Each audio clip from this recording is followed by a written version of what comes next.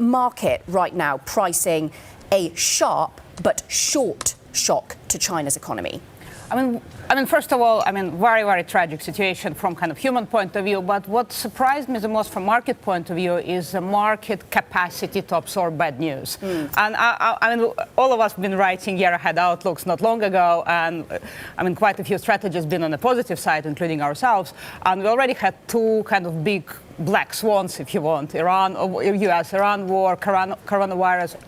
Potentially more serious right now, and the market is still taking it in a stride. And I think, to me, the whole kind of narrative of the market is, we don't know what's going to happen with coronavirus. It could be a big shock, could be a shock to economic growth, but what we know is that central banks, governments are very much behind our back, and market takes a lot of comfort from there. Yeah.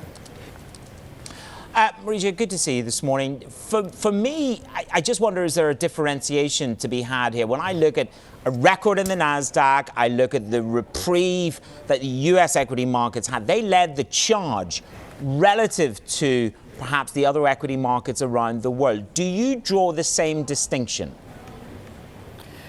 We've been fans of U.S. markets for a long time. We see the U.S. market as a market with the strongest fundamentals and kind of maybe more proactive central bank. So to us, that's the market to be. So we like U.S. stocks, absolutely. Does the coronavirus in any way, in your mind, put China in a position of weakness when it comes to negotiating phase 2 of the US-China trade deal? Larry Kudlow said last week that the US isn't going to take advantage of this situation in negotiations. But is that something that investors are starting to factor in, looking to phase 2? I would probably say probably not yet. I think right now market is, and probably US authorities are quite forgiving.